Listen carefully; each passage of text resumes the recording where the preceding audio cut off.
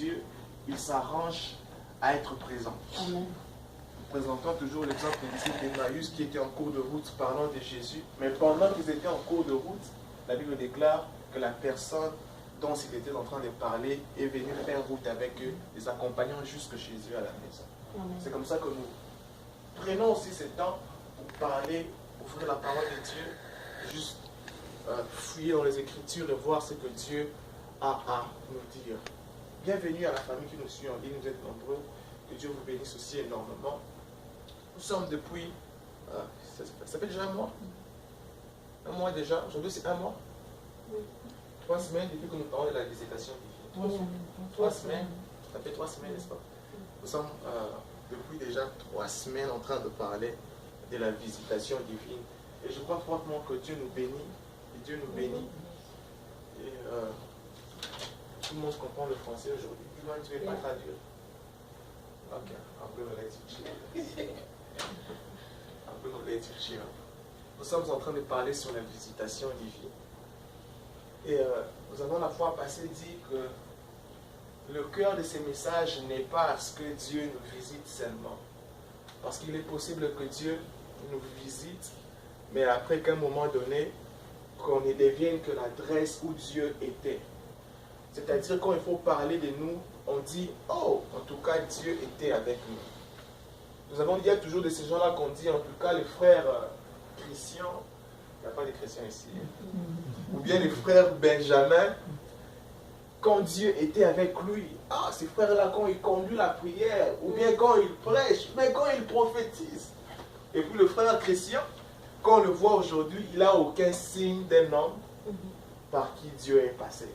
Alors on s'est dit, nous refusons à tout point de vue d'être une adresse où Dieu était. Nous avons dit, nous voulons être une adresse où Dieu est. La Bible dit dans l'Apocalypse qu'il est le Dieu qui était, qui est et qui vient. Alors la Bible déclare que dans ce sens-là, si nous devons nous appuyer sur ce sens-là, nous sommes sur le point de comprendre que nous étions avec Dieu hier, nous le sommes, et quand il viendra, nous serons avec lui. Amen. Parce qu'il reviendra pour nous chercher. C'est pour nous qu'il reviendra. Alors nous avons dit que nous refusons à tout point de vue d'être une adresse où Dieu était. Nous avons commencé par introduire la visitation du jardin d'Éden. Et là nous avons dit que très souvent le jardin d'Éden ressemble à la vie. Il y a beaucoup de parallélismes entre le jardin d'Éden et la vie. Nous avons dit Dieu crée le jardin, place l'homme là. De la même manière que Dieu nous crée et nous place dans une famille. Dieu nous donne vie sans que nous les choisissons. Tu te retrouves dans une famille ayant des parents que tu n'as pas choisis. Parce que Dieu, comme dans le jardin d'Éden, a créé des choses et vous a placé là. Et la vie commence. Et nous avons dit, c'est bizarrement que tôt dans le jardin, ou soit dans la vie, on a comme l'impression, j'avais souligné, que celui qui vient nous visiter le plus tôt, c'est les serpents. Parce que la Bible déclare dans Genèse 3, le verset 8, que Dieu s'est promené pendant le vent du soir. Alors Adam a entendu la voix de Dieu et il est allé se cacher. Nous avons dit, si Dieu s'est promené pendant le soir, c'est-à-dire que celui qui était venu tôt est venu pendant le matin. Alors nous avons comme l'impression que les serpents viennent souvent tôt dans le jardin de la vie rencontrer l'homme. Et il vient raconter à l'homme de choses qui deviennent soit une culpabilité, une lourdeur, qui devient même une cause pour laquelle même si Dieu se décide de visiter l'homme, l'homme s'enfuit. L'homme va se cacher quelque part. Ça fait quand même pas mal d'années depuis que je suis dans l'office pastoral, je me suis rendu compte, j'ai remarqué que les jours où Dieu veut visiter quelqu'un, quelque part, vous remarquerez, soit les jours où Dieu veut visiter quelqu'un dans un culte, la plupart des fois, ces personnes disent que c'est les jours qu'ils ont senti qu'ils n'avaient pas envie d'aller à l'église. Yes. Vous avez remarqué ça? Yes. Le jour où tu sens que tu n'as pas envie d'aller à l'église, tu n'as pas même envie de sortir, tu as des raisons, ah, je n'ai pas les transports, ah, je me sens fatigué. C'est ces jours-là même que tu te rendras compte que c'est le jour où Dieu veut te visiter. La plupart des fois, des gens ont été délivrés, il y a eu des miracles. Après, quand on cause avec la personne, ils disent souvent, bizarrement, aujourd'hui, je n'avais même pas envie de venir. l'église. Finalement, aujourd'hui, j'avais des combats terribles. Je n'avais pas les transports, ou bien l'enfant était malade, ou bien la voiture était tombée en panne. Je me rappelle, j'étais en train d'aller au Texas. C'était juste l'anniversaire de mon ami. Je ne savais même pas qu'on allait me faire prêcher les dimanches qui venaient. Pendant que nous étions en route pour aller à l'aéroport, j'étais avec mon frère Cédric. On a fait un accident, la voiture est déclassée sur l'highway. La police est venue, le gars qui nous a cognés derrière, l'ambulance est venue les chercher. Il est allé à l'hôpital. La police vient nous demander, il dit, je ne pouvais pas aller à l'hôpital. Mais je savais que là-bas, on allait me demander de prêcher, même si on ne m'avait pas dit de prêcher. On ne m'avait pas dit que je prêcherais, mais je savais parce que Dieu me le disait que quand tu vas là-bas, on te demandera de prêcher. Alors, les policiers me demandaient d'aller à l'hôpital pour me faire le kiné. Ah, je regarde. Mon vol, c'est dans 2 heures. Si je vais faire le kiné, ça me prendra 1h30. Je risque de rater mon vol. J'ai dit non, je veux bien. Il dit, tu es sûr? L'autre là, il pensait à l'hôpital. Si vous avez besoin du massage, du kiné, on va vous accompagner. J'ai dit non, we are fine. J'ai dit, c'est vrai, tu vas bien. Il dit oui, je vais bien. Il dit, allons-y. Le policier était resté là. Il dit, ah, ces gens, ils se sont comment? Nous sommes partis. Quand nous sommes allés au Texas, bizarrement, l'enseignement était si simple comme elle sera aujourd'hui. Mais beaucoup de gens ont été bénis parce que ce sont des choses qu'ils étaient en train de traverser. Et à la fin, le pasteur Victor me dit, bizarrement, ce sont des choses que nous sommes en train de traverser à l'église. Je ne t'en avais pas parlé, mais il y a ceci, il y a cela, il y a ceci, cela. Et les messages que tu as apportés, c'est les messages dont l'église avait besoin d'entendre. Et je me suis dit, waouh! Si seulement si, je me disais alors, j'ai connu un accident, je reste à la maison, j'ai connu un accident, j'annule mon voyage, je ne vais pas au Texas, quelqu'un ne serait pas béni de l'autre côté. Alors par là, je vais ouvrir la parenthèse pour entrer dans le message de ce soir. J'ai dit plutôt que dans le jardin d'Éden, il est fort possible que la voix qu'on rencontre tôt, c'est la voix du serpent. Suivez-moi très attentivement parce que je vais faire un petit rappel, mais dans ce rappel-là, je vais introduire des épices, des éléments qui nous sera très important aujourd'hui. La Bible déclare que Ève d'elle-même n'avait pas envie de manger ses fruits. Mais dans sa conversation avec les serpents, cette conversation a commencé à créer en elle le besoin, les désirs, les vouloirs qu'elle n'avait pas auparavant, jusqu'à ce qu'elle aille cueillir les fruits qu'elle mange. Très souvent dans la vie, nous avons tendance à juger ce que nous voyons visiblement. Nous lisons le texte, nous comprenons que Ève est allée cueillir le fruit parce qu'elle a parlé avec les serpents. Imaginez-vous que Ève ne vous dise jamais qu'il n'a parlé avec les serpents. On dirait, mais Ève, toi aussi, comment Dieu a dit à plusieurs reprises de ne pas cueillir ces fruits-là? Pourquoi Dieu allait cueillir les fruits? Il est très fort, probable de toujours juger les résultats, sans pour autant savoir que chaque résultat a une source. La Bible déclare dans Hébreux 11, le verset 3, c'est par la foi que nous croyons que le monde visible a été créé du monde invisible. Il y a de ces enfants qu'on ose dompter, qu'on ose éduquer, qu'on ose transmettre la bonne parole, qu'on ose essayer à tout moment de parler, mais on a comme l'impression que tout ce qu'on fait est zéro. Je me rappelle, j'ai grandi dans un quartier où il y avait des filles, quand la tête commence à tourner, leurs parents leur rasaient la tête. Complètement. On rase la tête pour qu'elle cesse de faire ce qu'elle fait. Mais avec la tête rasée, elle va quand même faire les mêmes choses. Est-ce que la solution était de raser la tête? Nous avons dit au début, quand j'étais en train de vouloir parler de la visitation du jardin, j'ai dit Dieu m'avait inspiré sur la loi de la première mention, c'est-à-dire la loi du commencement. Quand vous êtes face à une chose, la question dont il faudrait se poser serait de savoir comment est-ce que ceci a commencé. Pourquoi est-ce que Ève a cueilli les fruits? Comment est-ce que cela a commencé? Quelle est l'origine des choses? Bien aimé, les gens ne font pas juste une chose parce qu'ils veulent faire. Il y a toujours une voix derrière tout ce que nous faisons. Derrière chaque choix, derrière chaque décision, derrière chaque acte, il y a toujours une voix qui influence ces mouvements. Et dans la vie, dans le jardin, donc, il y a toujours une voix. Le premier Adam et sa femme, Ève, l'ont expérimenté. Et même le deuxième Adam l'a expérimenté. Dans le désert, Matthieu chapitre 4, la Bible déclare que pendant que Jésus était dans le désert, Satan est venu lui dire, si réellement tu es fils de Dieu, transforme cette pierre en pain. Et évidemment, Satan savait que Adam avait les pleins potentiels et les pouvoirs de faire ça.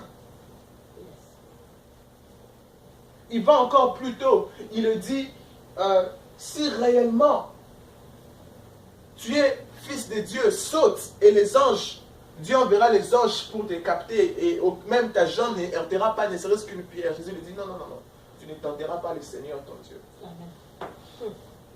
Il amène encore sur le sommet du temple, dans un endroit très élevé. Il montre la gloire, il montre tout ce qui existait, la beauté de la nature. Il dit tout ça là, si tu te prosternes devant moi, je te le donnerai.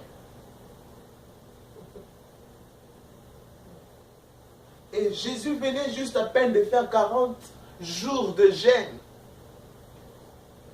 Posez-vous la question avec moi, comment est-ce qu'une personne qui venait de faire 40 jours de jeûne peut monter aussi haut, sur le sommet du temple? 40 jours de... Comment il a fait cette marche? C'est parce que Jésus n'est pas allé physiquement. Satan lui parlait dans ses pensées. De nos jours, dans les jardins de nos jours, les serpents continuent à venir par les pensées. Pendant que tu es sur le point de décider, pendant que tu es sur le point de faire un choix, les serpents viennent. C'est ainsi qu'il est important pour l'enfant de Dieu de savoir distinguer la voix du serpent, de savoir distinguer la voix de Dieu et de savoir distinguer sa propre voix. Ève savait ce que la voix de Dieu disait. La voix de Dieu a dit de manger tous les fruits, mais de ne pas toucher à l'arbre du fruit qui est au milieu du jardin. Il savait. Jésus dans le désert aussi savait ce que la voix de Dieu disait. Tu ne tenteras pas le Seigneur ton Dieu. L'homme ne vivra pas que du pain, mais de toute parole qui sortira de la bouche de Dieu. Il savait. Mais il savait aussi entendre la voix de sa chair parce qu'il avait faim. Il savait que oui, j'ai besoin de ce pain, je peux prendre ce pain et le manger. Il savait distinguer sa voix, il savait distinguer la voix de Dieu, mais il savait aussi distinguer la voix du serpent. Et une fois que l'on a la sensibilité, que l'on sait distinguer le tout, alors on peut avoir autorité quand la voix du serpent vient. C'est que Ève n'a pas pu faire. Ève a laissé le serpent continuer à parler à son oreille. Mais Jésus, à un certain moment, il a dit, arrière de moi, Satan. Amen. Amen. Yes. On s'est dit que tôt, on a comme l'impression que la visitation que l'on reçoit, c'est celle du serpent. Et le serpent vient parler, il vient parler, il vient parler, il vient parler. On a besoin de dire, écoute, maintenant là, ça suffit. Cesse de parler un peu dans la vie de mes enfants. Amen. Yes. Cesse de parler dans la vie des membres des églises. Cesse.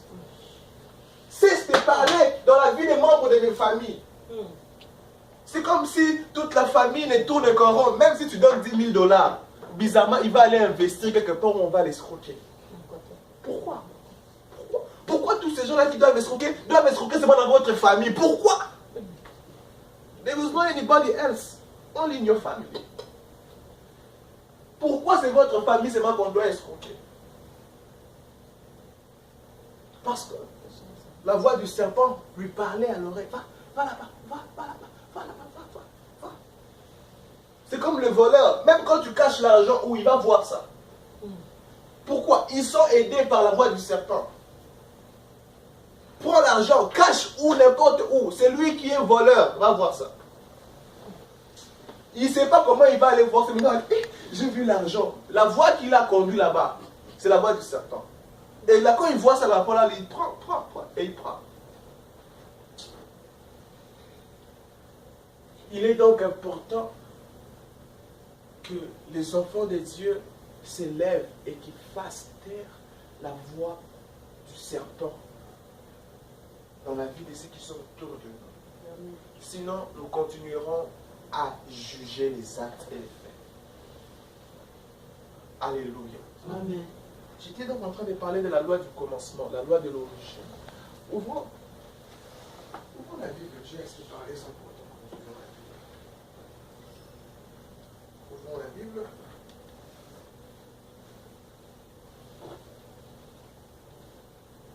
Ouvrons Jean, le verset 4, nous allons lire 23 et 24.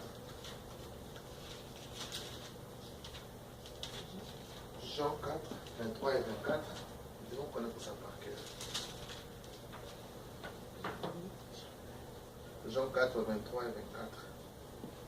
Correction. Jean 4, le verset 23 au verset 24. Mais l'heure vient, et elle est déjà venue, où les vrais adorateurs adoreront le Père en esprit et en vérité. Car ce sont là les adorateurs que le Père demande. Le verset 24. Dieu est esprit. Et il faut que ceux qui l'adorent, l'adorent en esprit et en vérité. Amen. Amen. Dieu est esprit. Il faut donc que ceux qui l'adorent, l'adorent en esprit et en vérité. Nous sommes en train de parler de la visitation divine. Dieu est esprit. Et ceux qui veulent recevoir la visitation de Dieu doivent premièrement s'attendre à recevoir cette visitation dans le monde spirituel. Et quand je parlais de l'origine ou du commencement, j'aimerais bien souligner ce fait ici. Un de mes mentors m'a dit un jour quelque chose qui m'a beaucoup aidé dans ma marche avec le Seigneur. Il m'a dit, vaut mieux chasser les démons ou Satan là où il n'est pas que de les laisser là où il est. C'est-à-dire, vaut mieux quand tu ressens que quelque chose ne va pas, hein, que tu te mettes à chasser les démons, que tu te dises qu'il n'est pas là, que tu ne les chasses pas alors qu'il était là. Parce qu'il dit en fonction du nom de Jésus, il n'y a pas de gaspillage du nom de Jésus. Amen. Donc il n'y aura pas, tu as 3 quotas du nom de Jésus par jour. Quand tu dis au nom de Jésus, tu en restes 2. Et puis quand tu dis encore, il en reste 1, tu dis, c'est le nom de Jésus, si je garde ça, quand je rêve, non. Il nous a donné son nom en abondance. Amen. En fait, qu'à tout moment nous en aurons besoin, nous pouvons le déclarer. Amen. Amen, amen. Amen. Alors, concernant ce qui est spirituel, j'ai dit précédemment qu'il est important de ne pas se baser sur ce que nous voyons. Qu'il est important de comprendre que les choses ont une source, une origine. Et si l'origine est spirituelle, avant de résoudre... Pourquoi je parle de ces choses, Seigneur? Si l'origine est spirituelle, avant de résoudre le problème, il faudrait à tout prix rentrer dans l'origine spirituelle. Mais si le problème est terrestre, alors ce problème peut être résolu spirituellement ou encore entre nous, de manière terrestre. Mais si le problème est spirituel, je me rappelle, ma soeur, maman peut témoigner de ça. On a presque personne qui souffre de l'asthme dans la maison. Personne souffre de l'asthme. Mais à un moment donné, de nulle part, alors de nulle part, elle commençait à faire des crises de l'asthme. Vous pouvez rester quelque part comme ça, elle tombe. Maman ne souffre pas de l'asthme, papa ne souffre pas de l'asthme. Dans la famille, je n'ai presque pas entendu, je n'ai pas vu mes grands-parents avoir de... Comment on appelle ça? Des sprays là, qu'on utilise pour la... Je ne les ai jamais vus avoir ça. Mais juste de nulle part, elle commençait à avoir des crises d'asthme. De temps en temps, nous avons couru dans les hôpitaux et qu'on sort. Mais cette maladie-là, ça finit même sans traitement important. On l'a juste déplacée. Elle est allée quelque part et c'est fini. C'est fini. Moi, à un moment donné, moi-même, maman est témoin, je commençais à voir des crises du sang. Les médecins disaient que j'avais excès du sang. Alors je pouvais rester comme ça, je suis debout, je vois le noir, boum, et puis je tombe. Je vois le noir, c'est comme si on éteint la lumière directement. Je vois le noir et puis je tombe. Ça me fait des vertiges. Alors on va chez un médecin. Le médecin dit non, il faudrait qu'il prenne du vin. À l'époque, j'aimais quand même le vin. Dieu merci pour le sang de Jésus. Le médecin dit non, il faudrait payer pour lui le vin de temps en temps. Là, c'était porte ouverte. Maintenant, à la maison, quand j'ai envie de boire le vin, je ne suis pas malade. Je dis, maman, tu ne vois pas que ces derniers temps, j'ai un peu de vertige. Il faut que je pouvais prendre les cartons de sangriant là. Je prends seul. Oh my C'est qui God. augmente encore. Je sais que... Je ne sais pas ce médecin-là venait d'où. Ce médecin-là avait une voix qui me parlait. Il voulait faire de moi soulard. Moi, la bière, je n'aimais pas. Moi, j'aimais seulement des choses comme ça. Et puis, c'est le médecin qui t'autorise. Quel feu vert. Il dit non, ne prenez pas, ne lui donnez pas trop de légumes, parce que déjà, c'est les j'ai dit, voilà, ça, c'est les meilleurs médecins au monde. Il dit, tout le ndunda, le spinach, le matembele, ne lui donnez pas ça. Il a déjà assez du sang.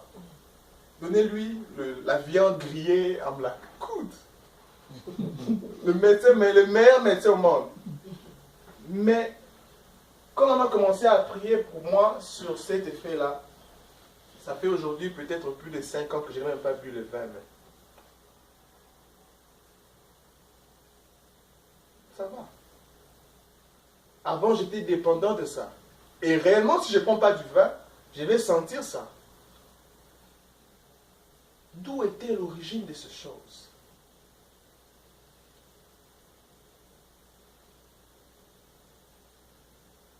Mais quand Dieu a révélé l'origine de ces choses, et que nous avons commencé à prier sur ça, sans pour autant que nous fassions un traitement, sans pour autant que je ne suive le régime du médecin qui voulait faire de moi soulard, en prenant le vin, Dieu m'a totalement guéri. Amen. Alléluia. Alors aujourd'hui, nous allons continuer dans cette marche-là. Nous avons dit, après la voix du serpent, vient la voix des dieux. Après que le serpent ait parlé, la Bible déclare dans Genèse que la voix des dieux marchait dans le jardin. Et nous avons dit, quand l'homme va se cacher, la voix des dieux sait où chercher l'homme et le trouver. Maintenant, aujourd'hui, j'allais continuer sur l'autre manière, sur comment Dieu nous parle. Mais j'ai senti dans mon cœur que j'ai besoin un peu de rester ici pour parler un peu de la voix des dieux. Qu'est-ce qu'il faudrait maintenant faire de la voix des dieux quand elle vient vers nous?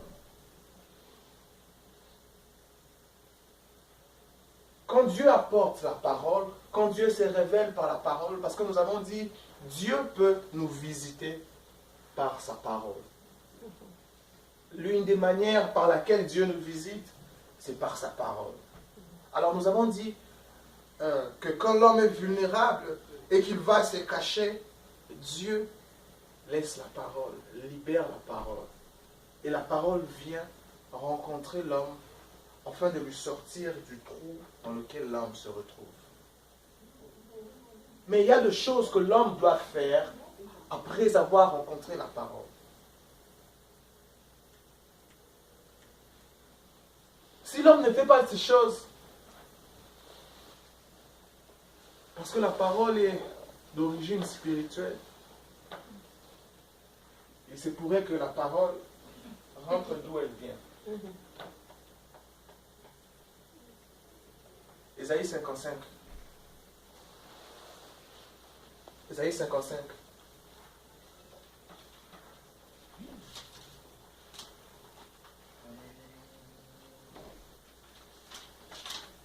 Ésaïe 55.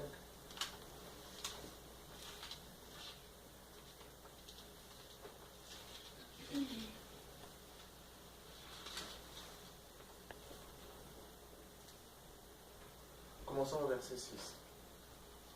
Mais le cœur sont le verset 10 et 11. Ésaïe 55, à partir du verset 6. Cherchez l'Éternel pendant qu'il se trouve. Invoquez-le tandis qu'il est prêt. Le verset 7. Que le méchant abandonne sa voie et l'homme d'iniquité ses pensées.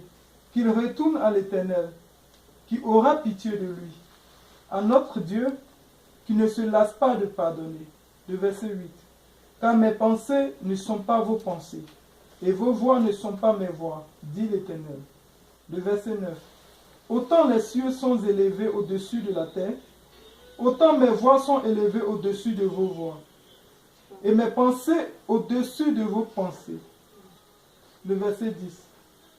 Comme la pluie et la neige descendent des cieux, et n'y retournent pas sans avoir arrosé, fécondé la terre, et fait gémir les plantes, sans avoir donné de la sémence au semeur, et du pain à celui qui mange. Le verset 11. Ainsi en est-il de ma parole, qui sort de ma bouche. Elle ne retourne point à moi sans effet, sans avoir exécuté ma volonté et accompli mes desseins. Amen. Amen. Ici, Isaïe compare la parole de Dieu à la pluie. Il compare la parole de Dieu à la neige. Mais il dit quelque chose.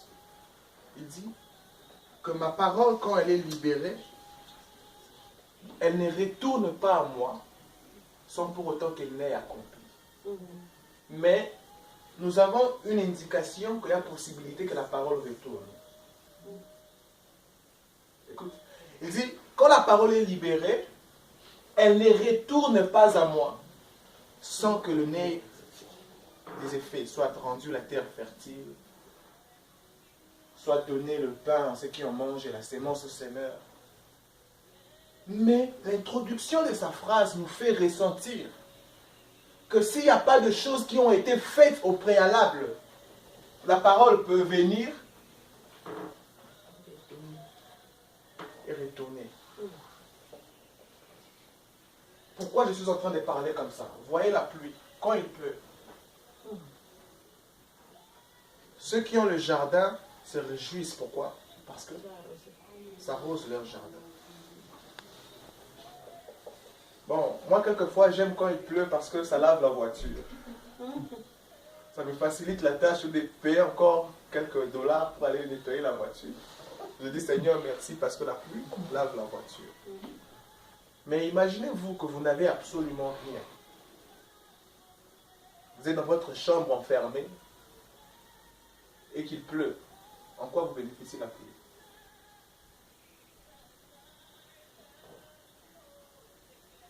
Dieu a libéré la pluie. Ceux qui ont des citernes peuvent économiser cette eau-là. Et des endroits où il n'y a pas de l'eau, ils se réjouissent quand il pleut parce qu'ils peuvent prendre cette eau-là, l'économiser, les mettre quelque part et se servir de cela pour boire, pour faire autre travail, autre chose. Mais ça, la personne qui ne fait rien avec la pluie qui vient, ou soit qui ne fait rien, qui ne s'arrange pas, qui ne met pas certaines dispositions, quand bien même qu'il pleut, la personne peut passer à côté et remarquer seulement que, oh, il y avait pluie. Quand je suis en train de parler de la visitation divine, Dieu va visiter. Ce sera comme une pluie.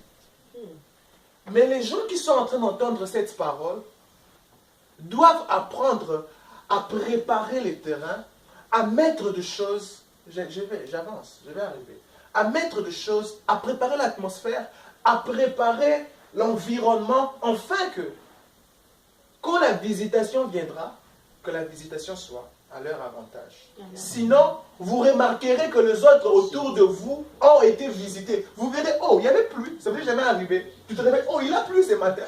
Ça ne t'a servi absolument à rien. Écoutez, je serai un menteur si vous ne faites rien de ce que je suis en train de vous dire. Je viendrai si nous avons eu des services puissants. Nous avons eu des services très très puissants ici. Dieu nous a bénis de différentes manières. J'en suis sûr. Merci Seigneur. Mais si vous ne faites rien de tout ce que vous avez entendu, ça sera comme la pluie qui pleut. Vous verrez d'autres personnes au Cameroun, en Côte d'Ivoire, envoyer les témoignages par Facebook. Regarde ce que Dieu a fait du message que tu as prêché. Regarde ce que Dieu a fait de ce que tu as dit. Mais est-ce que vous qui êtes ici, qu'est-ce que vous faites de ce que vous entendez? 2 Rois, chapitre 3. Ce texte est très fort. 2 Rois chapitre 3.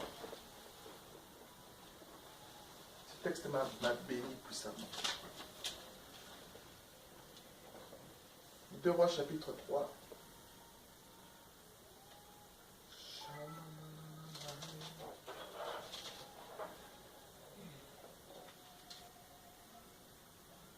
Roi chapitre 3, je ne vais pas lire tout le verset. C'est un long texte. Commençons seulement au verset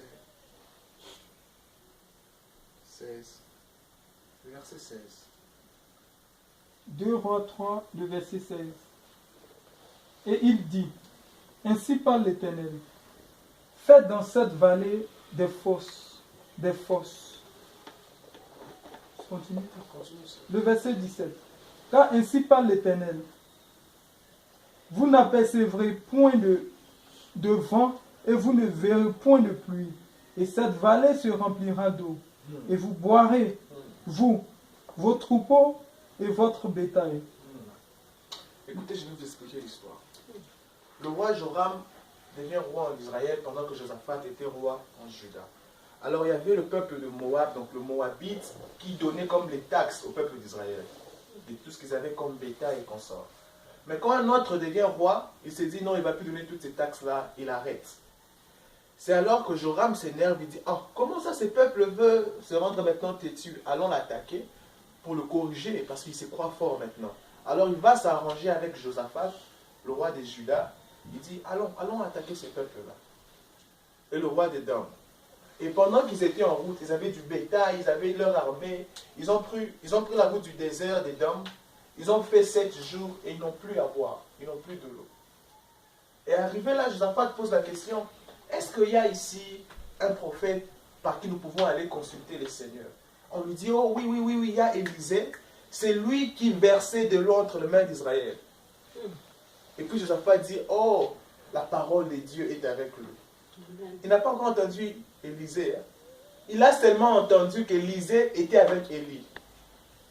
Donc, il se dit, si l'origine d'Élisée c'est Élie, si le commencement, voyez-vous, il ne se contente pas du fait qu'on lui dit que c'est un prophète. Il dit non. Si le commencement d'Élisée c'est par Élie, c'est que la voix de Dieu est avec toi.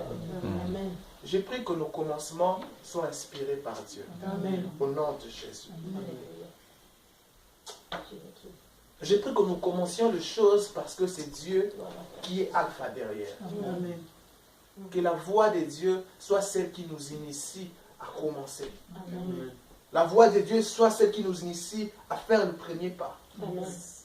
Quand il faut choisir, quand il faut décider, que nos commencements soient toujours attachés à celle de la volonté de Dieu. Yes. On dit qu'il s'appelle Élisée et qu'il est celui qui versait de l'eau dans le main d'Élie.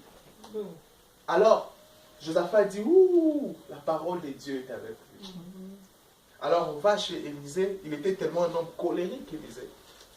On va chez Élisée, il dit à Joram, écoute, c'était seulement pour toi, j'allais rien dire, j'allais pas prophétiser. Parce que toi et tes pères et tes mères, vous avez profané Israël. Il dit, bon, je vais quand même prophétiser parce que Josaphat est là. Ça, je vais parler ça la semaine prochaine. Il dit, parce que Josaphat est là, je vais quand même prophétiser. Alors il demande qu'on lui appelle, qu'on lui amène la harpe pour quand même rabaisser son cœur. Parce qu'il commençait à s'énerver, il était un homme très colérique. Alors on vient, on joue à la harpe. Mais il dit à ces 3 rois, il leur dit, écoutez, la pluie descendra, mais il n'y aura pas de nuages, il n'y aura pas de vent, il n'y aura aucun signe physique qui montrera que la pluie descendra, mais vous aurez de l'eau. Il dit, pour que vous voyez de l'eau, creusez des fosses. Il dit, vous verrez de l'eau que si vous avez creusé de fosses. S'il n'y a pas de fosse, la pluie viendra, elle ne trouvera pas de fosse, mais cette eau sera absorbée. Ou soit elle va rester quelque part et après elle va s'évaporer. La parole de Dieu, quand elle est déclarée, pour venir visiter un peuple, elle doit trouver des fosses créées. Yes. Yes. Elle doit trouver de force, creuser. Quelqu'un se pose la question, me dit, mais c'est quoi les forces en question? Bon, moi je viens ici, je dis que Dieu va te visiter. Toi tu rentres dans ta chambre, tu t'enfermes. Maintenant, dites-moi, vous voulez que Dieu vous visite en quoi? Mais c'est lui qui entend la parole. Quand je dis que Dieu va lui visiter, c'est dire, ah ok, j'ai $1000 ici, je prends ça comme chiffre d'affaires, je commence. Il commence avec ses $1000, $1000, les gens s'intéressent, ah ton produit est bon, ça devient $2000, 3000, 4000, 5000, et il quitte, il va faire dans l'université, il fait ses études à l'université, il finit, il reçoit son master, il restaure, il a son entreprise, il devient CEO. Quelques années après, vous le voyez, vous dites, il est devenu fier, orgueilleux. On était ensemble. Lui a eu le temps de creuser les forces. Yes, papa.